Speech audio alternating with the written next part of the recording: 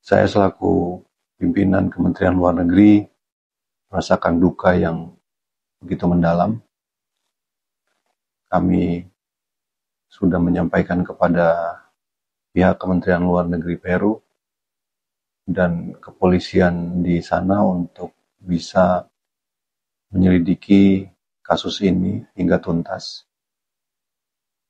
Kami juga sudah melakukan pembicaraan lewat telepon kepada Ibu Priscilia, istri almarhum, dan juga kepada Duta Besar Ricky di Lima. Kami sampaikan duka yang begitu mendalam. Kami juga telah meminta kepada Dubes RI di Lima untuk mengikuti terus proses penyelidikan terhadap kasus ini.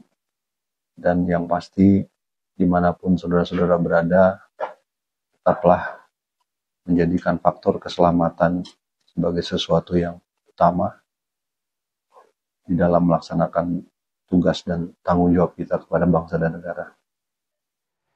Kita lanjutkan diskusi kita. Saya mau ke Bu Susi. Bu Susi, apa yang dikatakan oleh Pak Ito ingin berusaha kemudian terlibat dalam proses penyelidikan bersama dengan otoritas di Peru. Akankah kemudian Peru mau menerima Indonesia untuk bisa terlibat dalam penyelidikan pengungkapan kasus ini? Pertama, permasalahannya sekarang sudah Kemenlu berganti tokoh ya, presidennya ganti. Dan presidennya itu ingin aktivitas di luar negeri hanya sekedar menguatkan kemampuan diplomasi ekonomi mungkin ya. Jadi ditambah lagi kultur kita memang kultur yang non-interventionist ya, harmoni dan sebagainya. Kalau Amerika kan jelas dia kalau sudah tidak cocok dengan sesuatu dia langsung intervensi gitu. Karena misalnya kita lihat immigration and custom enforcement policy dari Homeland Security langsung masuk bawa polisi dan untuk kerjasama dengan Peru. Apakah kita bisa melakukan hal yang sama? Itu kan bergantung lagi kepada bagaimana kelaziman dan apakah presidennya bisa menerima bahwa kita langsung mengintervensi suatu negara untuk menyatakan kami juga punya hak untuk meneliti apa yang terjadi terhadap warga negara kita. Ya, karena perlindungan warga negara tidak terlalu terlihat ya masa-masa Kemenlu sekarang ini beda dengan waktu zaman Ibu Retno ya. Jadi mungkin intervensi yang bersifat melindungi itu kalau bisa lebih tertutup ya mungkin ya. Kalau kita lihat Daru, apa yang terjadi dengan Daru juga tidak sampai sekarang tidak terungkap. Artinya ada sesuatu upaya untuk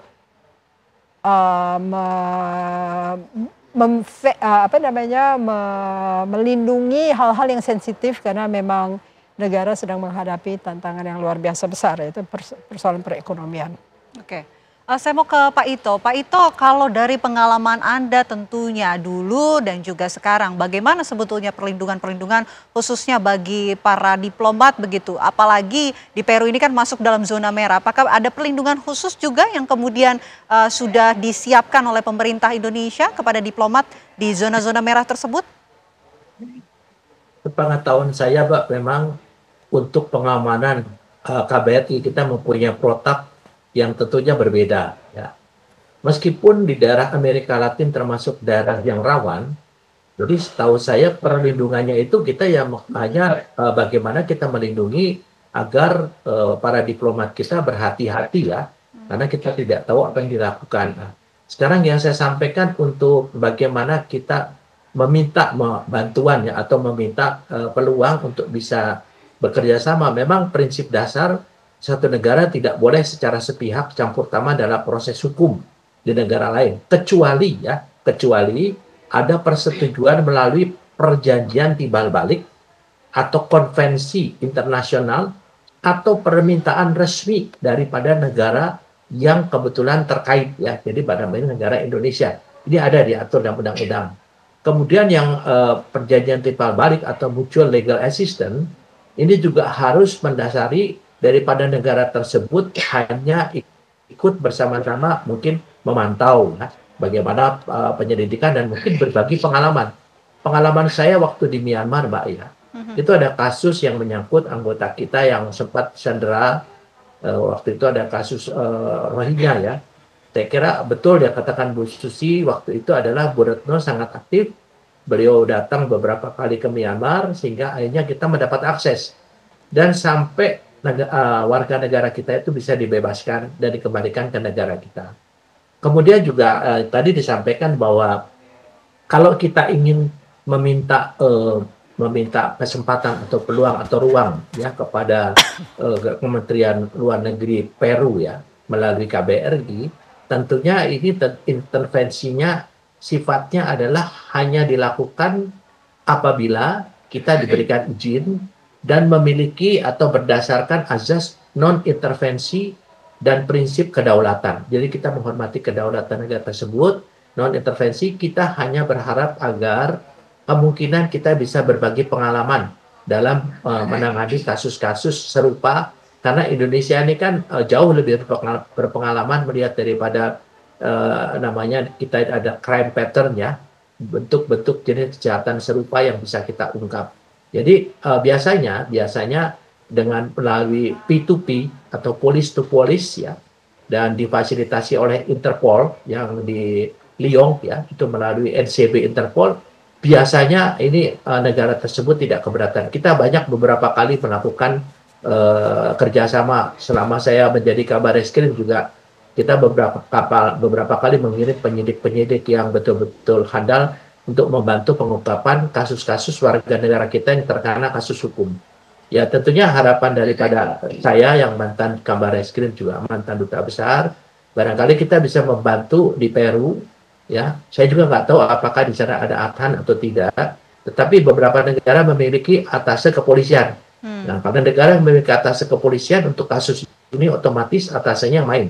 Tapi kalau tidak, biasanya ATHAN akan memfasilitasi supaya bisa kita diberikan peluang untuk bisa bekerja sama berbagi pengalaman sekaligus memonitor sejauh mana pelaksanaan penyelidikan daripada kasus ini. Karena ini kan kasus yang sangat serius dan baru pertama kali dalam sejarah kediplomatan ada seorang diplomat kita yang dibunuh ya di satu negara. Demikian Mbak Sun.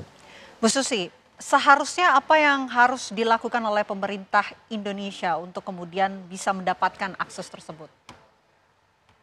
Akses tersebut adalah kebijakan Kemenlu. Kebijakan Kemenlu sekarang kan memperkuat kemitraan, mendukung international law, regional revitalization atau revitalisasi kawasan, economic adaptation, advancing Palestinian cause, public diplomacy and education. Nggak ada slot perlindungan kepada warga negara Indonesia. Itu perlu untuk dimasukkan begitu? Kayaknya, karena semakin lama semakin nyata bahwa diplomat kita atau orang yang bukan diplomat dan tidak memiliki imunitas menjadi korban.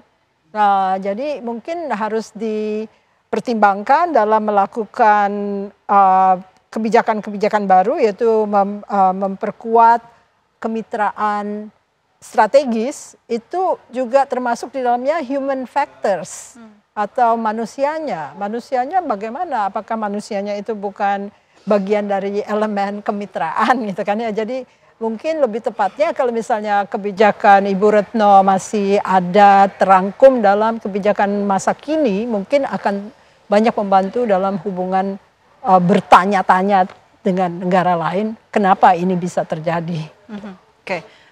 Berikutnya Bu Susi, apa sih konsekuensi politik dan juga diplomatik jika kasus ini juga tidak terselesaikan?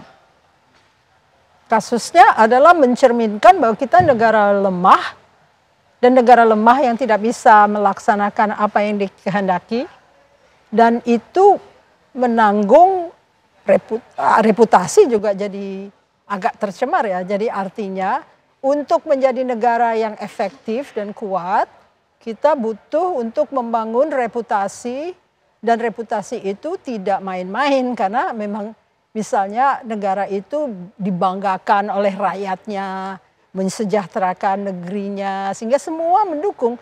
Sekarang masalahnya kalau misalnya coalition patterns atau pola-pola koalisi di dalam negeri saja sudah ruwet, bagaimana negara lain tidak akan melihat kita sebagai sebuah negara yang tidak efektif.